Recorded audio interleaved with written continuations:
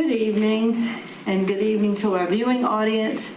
I'd like to call this meeting of the Neighborhood Improvement Services Advisory Committee to order.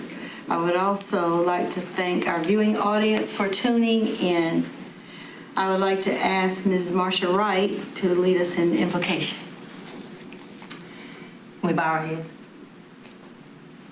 Dear Lord, we thank you for this day. We thank you for all the days that have come before and all the days that are yet to come. We thank you for allowing us to come together once again to do the business of the city of Jacksonville and to serve the neighborhoods and communities that we live in. We hope that everything that we do will be pleasing in your sight. And we would like to take a moment of silence to remember the young man who was killed in training in the United States Marine Corps. We did a wreath laying, as you know, for his passing this morning, and we just want to remember him and his family.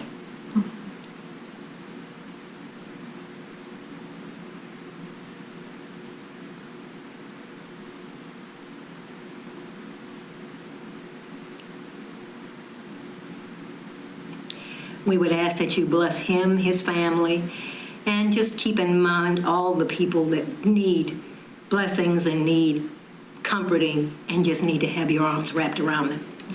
We hope that anyone who comes is en route will have traveling mercies, and that of all of us, after we're through with the meeting, we make it home. And anything else, again, that we say and do will be pleasing in your sight. These and all things we ask in your name. Amen. Amen. Thank you, Ms. Wright. Welcome again to everyone. We're going to go around and do introductions, I think is next. So we're going to go this way. My name is Paula Jones, and I chair the Neighborhood Improvement Services Advisory Board this year. I'm Pamela Trafton. I'm the Neighborhood Improvement Services Senior Coordinator. I'm Brenda Thompson, and I'm a member. Good evening, I'm Tracy Jackson. I'm the Director of Neighborhood Improvement Services. Good evening, I'm a new investor, real estate investor, developer here in Jacksonville. Just here sitting in, chiming in, see what's going on here in the neighborhood. My name's Alex Sanchez, by the way. Marsha Wright, member. Will Smith, Vice Chair. And welcome back, Ms. Tracy. It is good to be back. It is very good to be back. And, you know, I want to personally thank you all for, you know, assisting Pam in all of the activities that we had to accomplish for our CDBG grant. And, of course, want to publicly thank Pam for doing what she needed to do to make sure that our plan and our everything that we needed to do carried on in my absence. So, but it's great to be back. Welcome back. We're going to look at the adoption of the agenda, but I understand we don't have a quorum, so we can revisit these minutes at another time. Is that appropriate? Yes. Until someone arrives. Let's see. We'll go down to number 5. Number 6. Number 6. All right. Neighborhood initiatives. Ms. Pam. All right, good evening again. So this is a recap of the Jacksonville Youth Council and the activities we've held since our last meeting in February.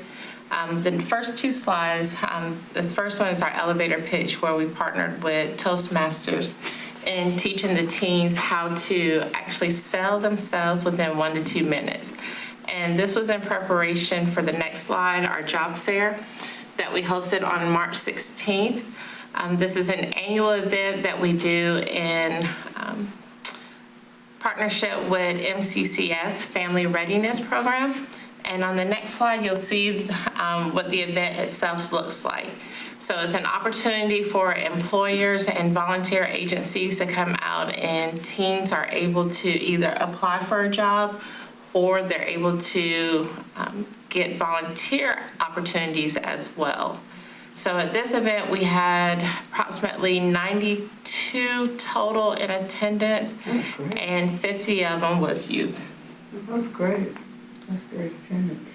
Our Harmony Grant Program, we did our celebration on March 21st. We had 6 youth agencies that applied and were funded. So the programs themselves will range from either back-to-school events, empowerment activities for future readiness programs. Also doing a beautification program at Jacksonville High School that was designed to address mental health awareness. So those were the activities that the teens are coming up with. And the purpose of this is they'll actually spend the funds this year before December 31st. And the great thing about it is the Harmony Grant Board, they were responsible for reviewing the applications. They did interviews with the youth that were part of the organizations applying. And then based off of the budget that that organization presented, the Harmony Grant Board told them exactly what they could spend the funds on. So that is our annual event that we've brought back since COVID. Can I ask, do the people, the youth, is there a cutoff age? I mean, For which part? um, For the Harmony Grant Board or back up to the? the one that was just up there, I can't remember. I think she was. This part. So for the grant board or for those applying? Those applying. So there's not a cutoff, well, let me take that back. 18 is the cutoff when we look at a youth. Okay. One of the great things out of this one is one of the youth, the person that came and interviewed was a 10-year-old. And so he was actually interviewing against the teenagers about a robotics program and literacy program that they're trying to do. So that was a great thing. He was a well-mannered young man, being able to ask the questions that they had because it's set up just like a panel like adults would do. Mm-hmm. So they set it up just like the panel where you had the Harmony teens on this side and across from them were the ones from the organization asking the questions. That's great. Mm-hmm. And that's young, a 10-year-old. Mm-hmm. The next one that we did was Read Across America for the Youth Council. So that was on April 3rd, and that was in support for literacy. And the next slide will show those that was in attendance. So we had the youth council members, they brought whatever book they were interested in reading, and they actually read stories to those that were in attendance. And we open it up to 0 to 100, so you'll see the younger youth in attendance as well. I see Goodnight Moon up there. Yeah, it was a lot of Dr. Seuss books. Yeah. A lot of Dr. Seuss books came out reading. So our nonprofit executive directors, March 21st was our most recent director meetup. So our nonprofits, this is an opportunity for the executive directors to get together and talk about whatever issues they're facing as a nonprofit, help come up with solutions amongst their peers. And then we do, this slide's not up there for the next one, but we have an executive roundtable that we are finalizing the plans for on May 15th. And so that is open to executive directors and to board and staff. All right. So our classes are fully underway. We have our home buyers education class. The next one is May 18th. They are $25 per person. We're already taking registration for the classes, Saturdays from 8 to 5. The purpose of going through the classes is to, one, satisfy one requirement. If a homebuyer education course is needed when you are receiving a mortgage to purchase your home. The second one is, as a HUD-approved housing counseling agency, once we've gone through the class, that gives us an opportunity to now do one-on-one counseling sessions. Those counseling sessions will allow us to look at a person's credit score individually, also look at their finances individually, and set up a game plan for them to get mortgage ready. We just closed, if you go back, we just did, I got an email today where a couple had came through. The great thing about the HUD-approved Housing Counseling Agency piece is we're listed nationally. So whenever somebody gets qualified for a mortgage, one of the documents that the lender gives to the prospective buyer is if you have questions about all these documents that you're receiving, then these are the people that you can contact. And so it may not always be somebody that comes through City Hall that's seeking the services. They could just pick up the phone and call us based off of that list. Well, that happened last month. We had somebody call in that they were purchasing their house that they were renting without a realtor, so they didn't have the professional services there. It was just current renter, landlord purchase. So they called and was like, hey, I have these questions, what is going on? So they were able to come in, talk to them about the paperwork they received from the lender, explain to them that even if they didn't have a realtor, they would still need the attorney. So I gave them a list of attorneys to purchase through, close through. They selected their attorney. The attorney did all the legal contract documents. And then from there, I just got an email today that they finalized on their house and closed. Great. So that's another opportunity that we offer with our counseling services.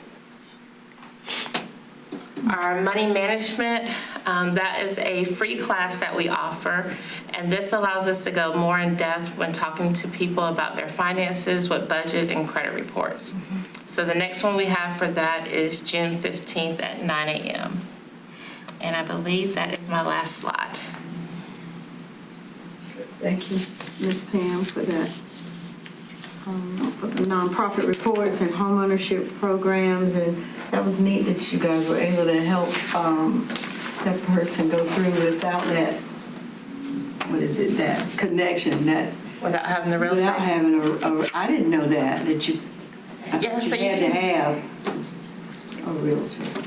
Now, in this case, they were renting their current home, so since they were already in the house, they were just purchasing directly from the landlord. But they wanted to make sure that everything was on the up and up, legal was taken care of, so just go directly through the attorney. Yeah, it's called the option to purchase. Well, thank you for that. Community development, CDBG planning cycle.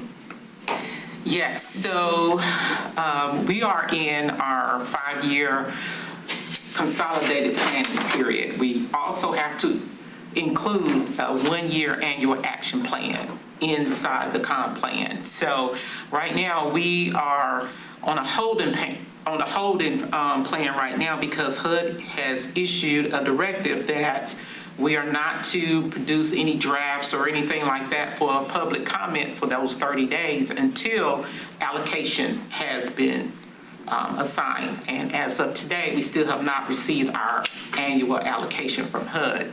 So we're on a holding pattern. As soon as we get that allocation, then we have 60 days, 30 days public comment period, and then 30 days to actually plan based on that allocation amount. So we are waiting to get that allocation, but I am working on a draft based on the public input comments.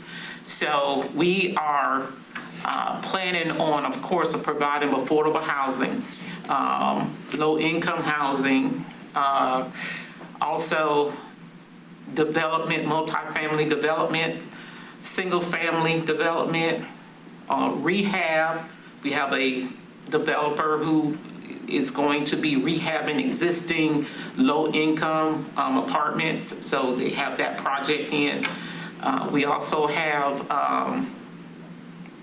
a need for small business or economic development request that was also listed in the comments. So there's an opportunity to foster some small businesses and get them mentorship and get them some startup costs in the near future. So we're going to put everything that we know that we can put into our goals for our annual action plan, and then of course produce the comp plan, and then of course produce that annual action plan to spell out what we're planning on doing for that year.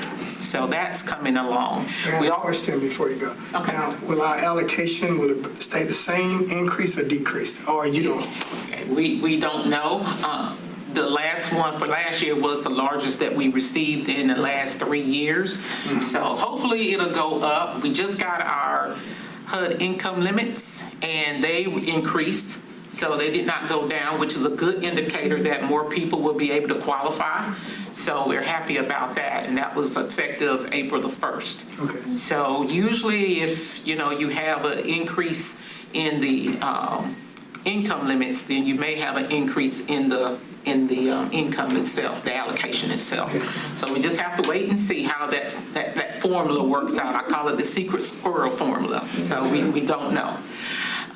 Resiliency plan is coming along fantastic.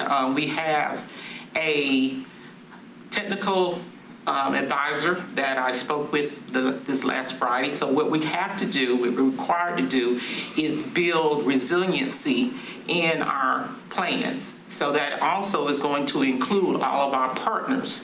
There's going to have to be a requirement to say, how are you going to help when we have a national disaster or just the day-to-day activities? How are you going to be resilient and get these folks back to their daily lives? So we currently have a hazard mitigation plan, but we're currently working on our resiliency plan. And with our technical review that we're receiving, I think we're going to have a plan that, everyone will have access to, and everyone will, it will include everyone in our community. We completed our language access plan, which was needed by the North Carolina Housing and Finance Agency in order for us to continue on being a partner with them. So we have completed that, and we can access their down payment assistance funds to help our home buyers in the city and the county. And of course, we finished our citizen participation plan. That has been updated. There may be another opportunity to update it once we get our resiliency plan, because we need to put that also in the document as well. And of course, our fair housing plan, we will need to be updating that next year so that we can submit that to HUD. So we have all these plans that are planned to be completed. So we're doing the best that we can, but most definitely our 5-year consolidated plan and our 1-year annual action plan, that's definitely going to be worked on within the next 60 days. I've never seen allocation that has come out so late before. I know it was one that came out the end of March, one about 3 years ago. So this plan is supposed to be at least adopted before August 16th. So we're still within that parameter. All right. Okay. Madam Chair, I usually will report on what our neighborhood program is doing Yes, ma'am. in Bayshore, in this area. Just briefly, for those who are watching who may not be aware, we do have what we call Ben Bayshore Estates Neighborhood Activity, I guess you'd say, or Is that committee. the one city, our city? We're not there yet. The neighborhood initiatives. And that program was initiated by this group. And then we have gone ahead after the city had to move in different directions and so forth. We still meet. And we meet every other month. No, I'm sorry, it's quarterly. And this is the month, well, May is the month that we'll meet again. And I was not able to attend the last one. I was out of town, but this one, I know we do have some issues, again, with the park across the street, which is Wilson Lane Park. Yeah. And the last couple of times, we have invited our council person, and we tried to initiate something that I hope will take hold in the other areas of the city, that when you have elected officials who are elected to serve your ward or your neighborhood or whatever it happens to be, in this case it's a ward, they need to be in the area that they were elected from on a regular basis. And we mentioned it to him, and it was well received. I mean, it was just something that they had not been doing. Considered. Just had considered. And that's a main complaint that people have about voting. They don't see the point in it because they don't even know who they're electing or what the person's going to do after they get in. And so we probably will have someone there. You know, we just told them that we just want to see you on a regular basis. I mean, you know, you are supposed to be representing this area. And we asked that, you know, all areas of the city, you know, all of you all, if you live in the city of Jacksonville, you live in one of, 6? 4 at large and 2, Ward. 4 wards and 2 at large, yeah. And so if you're watching and you're not in Bayshore, but you are within the city of Jacksonville, you know, get someone. We figure that there's always a community leader that sort of gets stuff done. You know, when you have a hurricane or natural disaster, or you have a problem with garbage pickup, whatever it is, like they say, somebody rises to the top to get stuff organized. It's just the nature of communities. Mm-hmm. And so think about that when you're dealing with these things, because you can't expect such a small staff here, and certainly just the staff in the city, to know everything and to be able to address things that they don't even know about. And so while you're stewing at home somewhere mad about something, get yourselves together in your community, come out of the door and find out who your neighbors are, because these are things that make neighborhoods healthy and make them function the way they were meant to function. And so, and it's not at all combative or, you know, anything like that. It's just that, you know, we have these issues, and we've been successful, I have to say. It does work. So in case you're wondering whether it works or not, it has worked for us. We had sewers cleaned out, and roads are cleaned, and just a lot of things you can have done or bring notice to and see if you can do something about it, you know, so it's worth doing. And so we'll be meeting, and I'll bring a report back from that May meeting at our next committee meeting. And if you don't mind, if we can get a little bit more in depth of that meeting, like who's there, you know, like I know you say like your city council, who's over that ward. Do you ever bring any of the city staff? Yes, into your we've meeting had Chief Yanero has been there. Brian attends most of them, even though I don't think he is our board person. He's not. So but he attends. I don't know who he is. And if we have a particular... Where's that cutoff for the ward?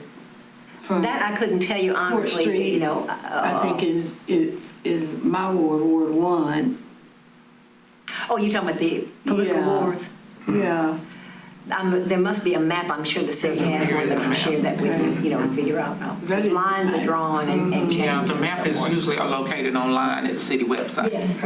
And pretty much the reason why I asked for that setup, so if we can throw it up so other wards will know this is what's available to us too, so they don't think that it's just in a vacuum and because you sit on the board you get special treatment, but this could happen in any ward. Yes, because that was the whole point of starting this years ago, was that the city would start it, Yes, and then the citizens who live there would take it over and continue on meeting. And of course, COVID came in, so you had all these, but that's your point is well taken. That, and we do have an agenda for all of our meetings, Yes, so ma'am. we can share that with you, and you be aware of what we're discussing. And we try to keep it, we try extremely hard to keep it to 1 hour, because it's from 6 to 7. I think we start at 6, but it's 1 hour because, you know, you're waiting to get dinner or whatever, you know. And if you take too much time, this is in the evening, you know, people will not necessarily come. But then, you know, as people find out about it, they do show up, you Yes, know, ma'am. and they want to know what's going on and be introduced and so on, you know. So, and communities have different needs, and so it's hard to keep up with all of it. You can't address all of it, but you could at least put it on somebody's radar screen. Yes, ma'am. And the appropriate person for that would be your city council person. Yes, ma'am. Thank you.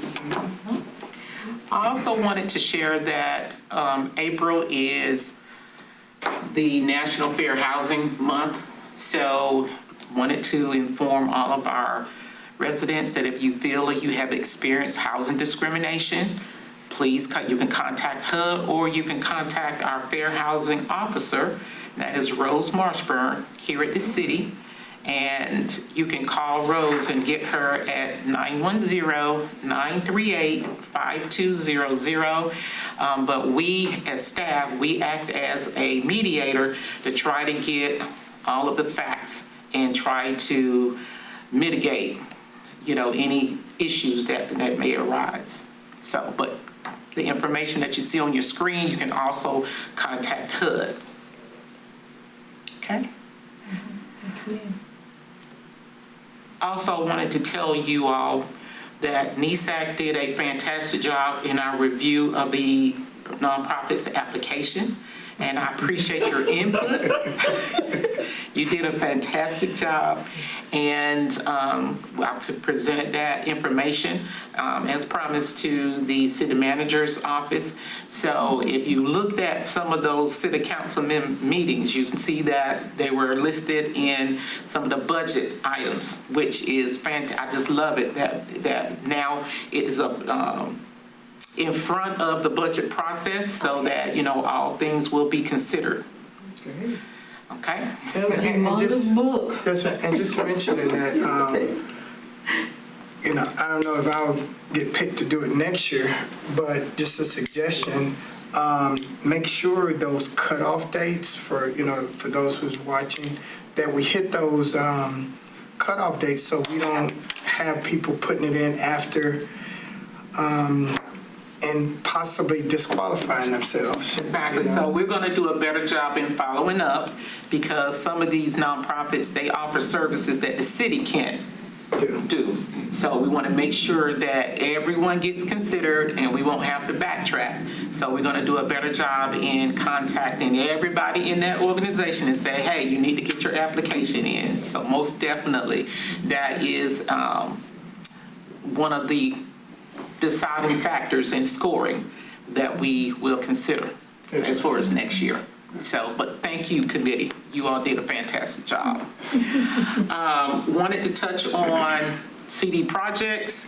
So we have 2 new houses coming up at 112 and 114 Cox Avenue. This is the start of the foundation. They did their... That's 2 side by side. These are 2 side by sides. Oh, my.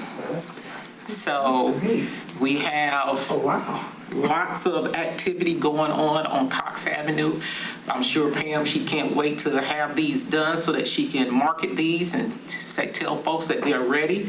But in the meantime, if you're interested in home ownership with our program, she's going to share with you what she's already shared with you about taking our home buyer education course, our money management seminar. That's the first thing that you have to do to qualify to purchase these homes. So we're excited about that.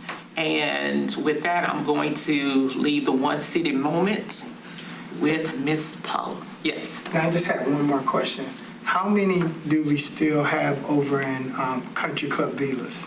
None. All of them are done. All of them are So sold. these are the only 2 we'll have in inventory. Great job. Y'all did a wonderful job. Yes. Thank you. It's going to be our goals to put houses on all of our lots within the next 3 years. Oh, wow. That's what we're going to be. Now, how many houses will that put in? I think we have about 5 or 6 lots left, but we're going to be working to put a house on the lot, because now the market demands as far as the affordability. Mm-hmm. We're going to build a house and then they will come, and hopefully they will come so that they can enjoy picking out materials. But if we don't have anyone, we're still going to be building a house on a lot. Yes, that's great. Yes. That's great. Wonderful. All right. Thank you, Ms. Tracy. All right, so we're going to talk about... Oh, okay. I know you know what you know. Go ahead. So we had our One City Moment where we celebrated our CDBG week with our partnering departments to help us achieve goals, and we had a cookout for them. And these are some of our participants that helped cook and helped serve. We had a fantastic time with all of the employees that came through and picked up a box lunch of hamburgers, hot dogs, of course, chips, and some condiments.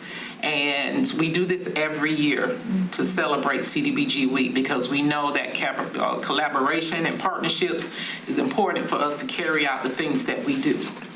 So we enjoyed it. We had a good time.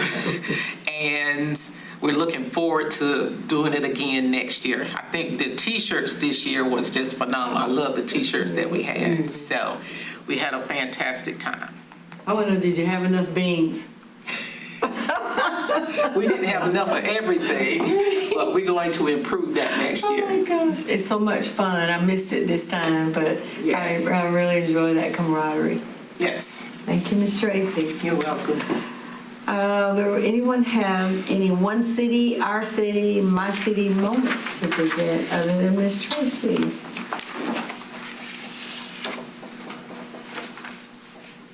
All righty.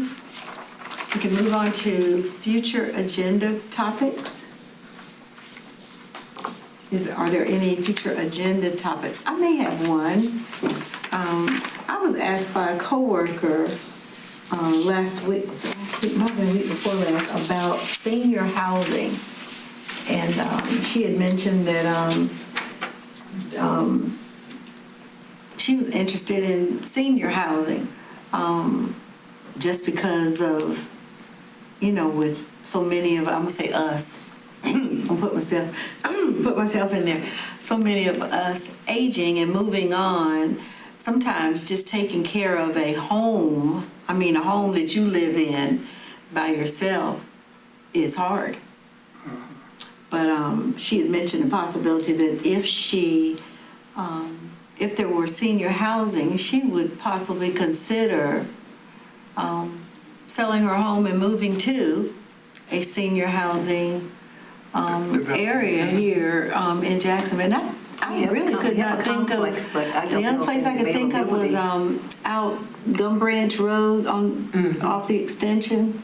Yeah, they're right off. Yeah, so there are different types of senior housing. Some are assisted living, some are the lower income, and if she sell her house, she would have that asset. So she probably wouldn't qualify for the low income.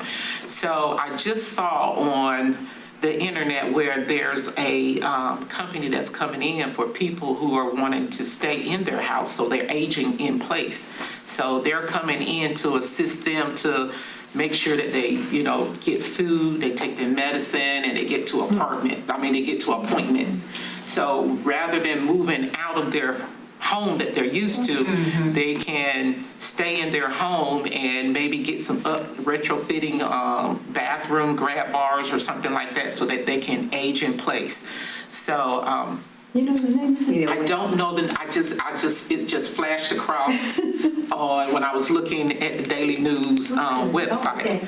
So, but I will email that to you. I'll find out what it is and then I'll email it to you. But it's a new company coming to Jacksonville that says it's gonna help the seniors age in place and offer that service. You're right, that, you have a whole, particularly as it relates to women who are alone in the home. The basic stuff that when you were younger or you had a husband or whatever, things got taken care of, plumbing and just all those routine Right. things that you cannot manage. And they would help with lawn care, anything, because it's easier for them to stay there than to move out into a facility or build a facility. And much less expensive to the entire community. Meaning, it's trying to deal with what it costs to do assisted living. Yeah. As opposed to of a person that's more comfortable, they're happier, they live longer statistically. Was that than women? going You can into, live and- women or men, they do. Oh, okay, people When you, okay. when you stay where you are, because you're familiar with it, it's comfortable, you're happy, as opposed to being totally disrupted. Even in the best of a facility, it is very, very traumatic for a person to have to, deal with that. And the last thing you need is for somebody to fall or to get ill or something. I have heard of more hips broken in the last month, and we all know, that unfortunately, you're talking about happening this today, and 6 months from now, they're gone. That's how traumatic it is to have that kind of an injury. Yes, it's a real short window. People just don't recover from that kind of an injury,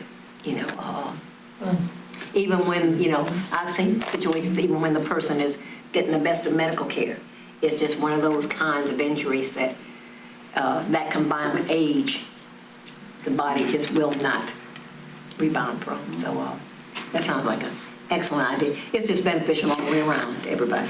And maybe that's something that we add, not this year, but maybe next year, we're doing the community input, something like that, because Jacksonville, we are getting a little bit, we're one of the youngest counties in our state, but we do have a population, whether they be retired Marines or people relocating here from other states. So that is something And that's something that we have to consider in our resiliency plan. Yes. To try to get our seniors or our community back into, their regular standard of living after a national disaster. Yes, okay. So, yeah. Because I've heard that Onslow and Brunswick are the two fastest growing counties in North Carolina in terms of influx of population. For a long time, it was the Triad area, but here people are coming, and we're not really prepared. Yes.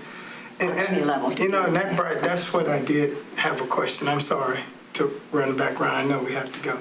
I was looking at the census numbers, and they really surprised me. Did they surprise you guys that we increased in numbers? No, I'm not surprised. And I'm sorry, no, what I mean by that is because of the timing that we did and how much effort it took. So are those numbers even right? Because that was right in the middle of COVID and all of the, the things that were going on. And, Yeah. and, It's very difficult because I think that those numbers are low. okay. I think that they are low based on the response. The official numbers. The official numbers. Okay. And we don't have but a 10-year, window to get this, to get it right. So I'm hoping that in the next 10 years, it's going to show an increase, but I'm thinking whatever we missed is going to also show that increase. Okay, yeah. So, When would be the next? 2030. 2030. And the scariest part about that is, okay, and now with those numbers going up, is also our unhoused population also. Yes. Of course. Definitely. Not including the ones that had we had a resiliency act or a resiliency plan, we would have helped them out over. Then we had a storm on top of that, and then just life hit a lot of people. Right. So it's just something I was thinking about, and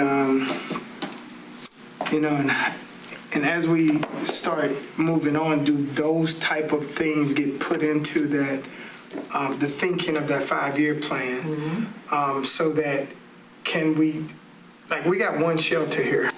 I was thinking about that, and they only have so many beds. Yeah. Right. And then we have the women's shelter, and the nearest men's shelter, I think, is like out in Pink Hill somewhere. What? I think the men's shelter. I mean, it's like Men. just for men. So, I don't even know where they are. so when we start thinking about all of those different things, because we have that population here, and then we got the other compounded issues that we're having also. We just got to think about it as citizens to make sure we don't get behind the curve, and that we stay at least one step ahead of some of these things. And I also wanted to share with the CD committee, I will share this next time we meet, that based on the new census data. Of course, we always talk about Census Tract 26, which of course that's the New River area, which is low income that HUD has identified. And we also had a low income area over there in Georgetown. That was in 2010. Well, now that has changed. We don't have any low income areas in, except little pockets over there in Georgetown. So that has come off of the low income area that I can do an area benefit. We now have several areas that are across the street from Marine Boulevard. So some new indicators have shown that we have some more low income areas that HUD will probably identify because they're over 51% of low income people that are living there based on the 2020 census. Okay.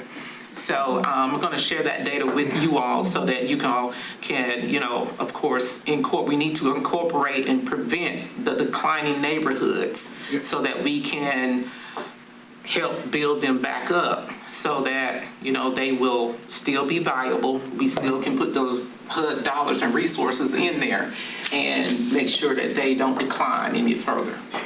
And this would really be ammunition for, because I've been on the census committee for 2000, 2010, and 2023 running. And the difficulty in getting people to complete those questionnaires and send it, because that's exactly where that came from. Yes, ma'am. When you can't get people to complete the information, the numbers are what they are. And the federal government disperses billions of dollars based wholly upon census data. And we have got to do a better, I won't even say do a better job. People have got to do a better job of taking on citizen responsibility, particularly when it will aid you in where you live, like you said, because when you have these dollars coming in, you can't put them in places where there is no objective data to show that you are, yes, absolutely. I describe it as, when you need a sidewalk and my street needs a sidewalk, well, we all fill out census data and send it on in, and you all don't fill out any of it. When the money comes to do sidewalks, you're not getting any of it because the census data doesn't show that there's anybody there to put it there. So it's really short. And think about where we are now. We are literally 6 months away from halfway between the one that was dead and the one that's coming up. So it's not 10 years away, it's 5 years away. It's 5 years away. 5 years away. And we need to start talking about it because that also affects the allocations that we get from HUD every year, whether or not it goes up or down. It all depends on the census data. Do they ever show, and maybe they do, and I just have missed it. I mean, if you just open it and read it, it's not anything that's personal. It's not asking you for how much money is in your wallet or your bank account And nobody or will see any it of for that. 70 years. And you can't open it for 70 years post collecting it. Yeah. Yeah, I don't But understand. your response is, I don't want them in my business and all this thing. And I'm saying, we were over there in the elementary school, and I just held up my phone and said, do you realize this is a tracking device in your purse or your hand, and you're paying someone to track you? But you're okay with that. But you're not okay with filling out this free form, so we try to get you some help.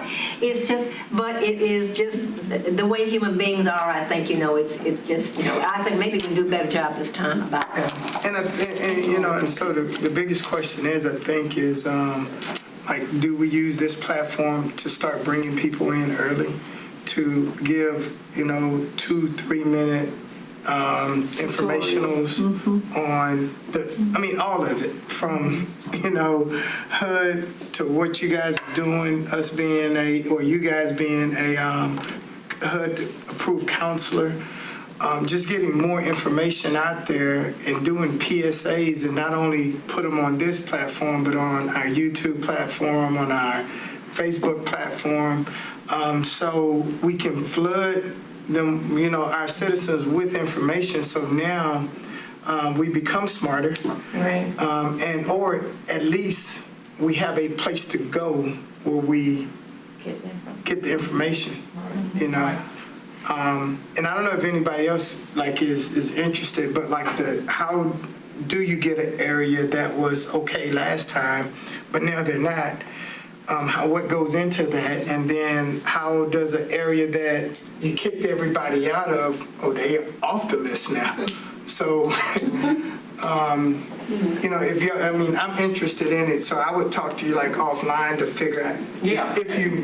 I don't want to bore everybody. We're going to talk about it in the CD subcommittee because I want you all to know what's going on so that you can give me feedback, because that's the purpose of the subcommittee and of this committee, is to give me feedback so that, you know, you can tell me how to spend these HUD dollars along with the community. So most definitely I'll show you. I have the map. I've already got them printed out, and we will share that with you. Okay. Okay? All right. I wanted to mention quickly that I got the flyer you all sent out about the meeting, and last time we were here, I left with the impression it was April 30th, but it's May 30th when I got the flyer and opened it up and signed up for it.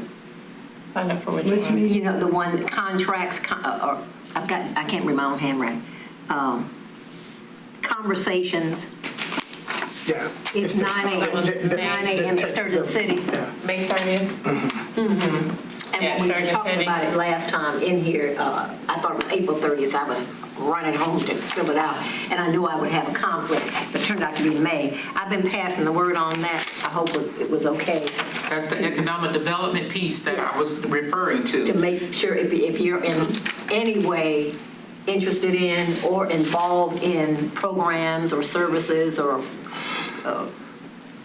groups or whatever it is related to economic development, economic mobility, that you ought to sign up to come on in. So Yes. everybody's been interested in that. So I don't know if all of us have, but I got myself on the list. And So if anyone would be interested in doing that, the chamber, they have that information. They're going to be putting it in their newsletter, and they also going to be announcing it on their website, I think. So if you're a small business and you're interested in getting plugged in on how to get your WBE, how to get your designation, the Department of Transportation and all of these other departments from the state will be there to help register your business. Oh, sweet. They're doing it on the spot? Yep, they will be doing it on the spot. I went to an event that they had in Wilmington, and I've sent several people when they had one in Brunswick, I want to say Brunswick County, and they got registered there on the spot. But you still have to pay your fees.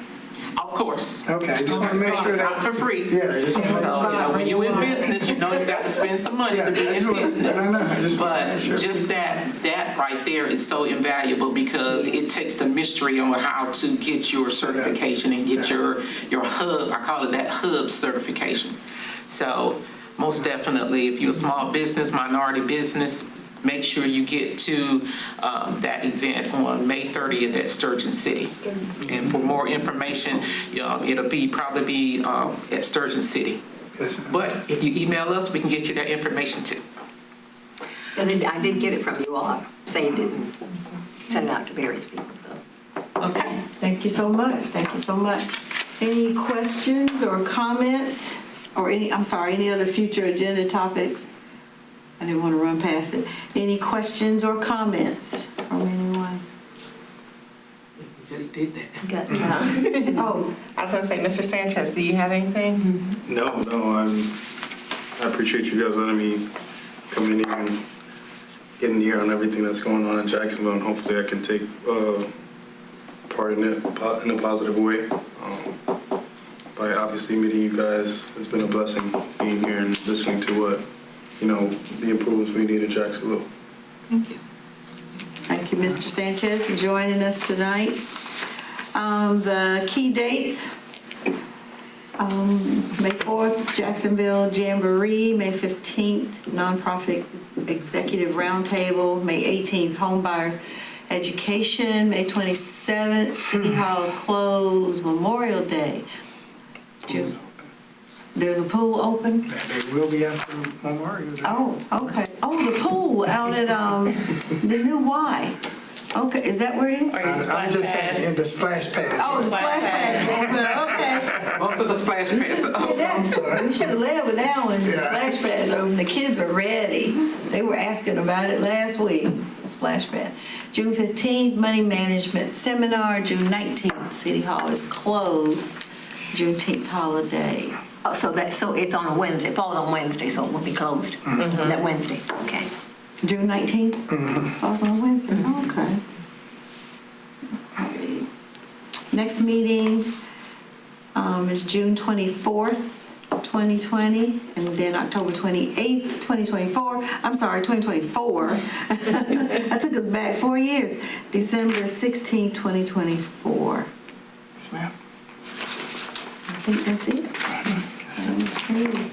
Yeah. The Jamboree out there by the Commons, Yes. Yes, ma'am. that area. Just for Jamboree. All right. Anything else? Did I miss anything? Just need to make a motion to adjourn. With the youth going out there, we do have a group that we belong to. We have a scholarship available. Deadline is May 1, I believe. So if you have any graduating seniors that would want to get the application, just let me know. You probably have it. I have it on my phone, so I can send it out. Anybody needs it.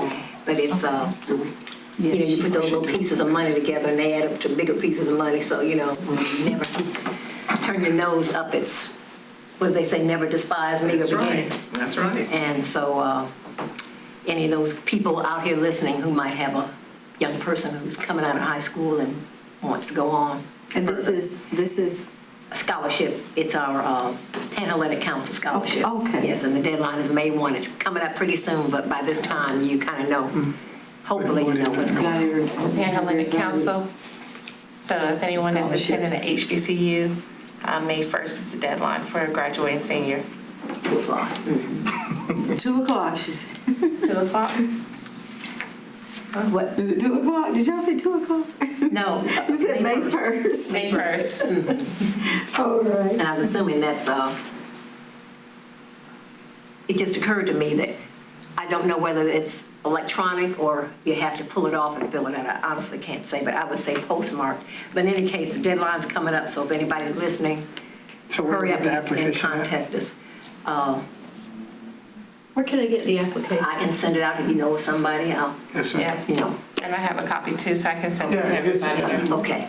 That'll be great. So circling back around, bringing it back to CDBG, we are hosting the North Carolina Community Development Association Conference. Is going to be held in New Bern this year. We usually go to the west, and now this year is coming to the east. So we're going to be in New Bern starting on the 22nd, 23rd, and 24th. So we have a great conference in May. Okay. In May, and I am the vice president of North Carolina Community Development Association. So we're looking to have a high time and learning all that we can learn about administer our CDBG programs, our home programs, and any updates that, that's going to be coming down the pipe. You're going to send us the dates and when we need to be there and all of that stuff? I will send that. I can't send everybody. No. I can't send everybody, but if you're interested in attending, let me know. Again, please. It's May 21st, Okay. 22nd, and 24th. 22nd. 21st, 22nd, and 24th. Yes. So it's on like a Thursday, Friday, and Monday. No, it's the Tuesday, Wednesday, Thursday. But it's Yeah, the actual You're conference skipping starts the on the day? You're 22nd. skipping the 23rd. Okay, so 22nd, 23rd, and 24th. 24th. Wednesday, Thursday, Friday. It's Wednesday, Thursday, Friday. I have to be there on 23rd. the Yeah, you can go there 21st. early. Okay. Yes, so Wednesday, Thursday, Friday, 22nd, 23rd, 24th. Maybe we can come up and see what's going on one of those days. At least I'll one. be glad to introduce you to the group. Okay, all right. Thank you again, Ms. Tracy, for all you do, and the family, the same for you, everything you do. The city couldn't run without y'all. I don't know about that. I believe you can. I think All right, I'd like to entertain a motion to adjourn our meeting, if there's nothing else.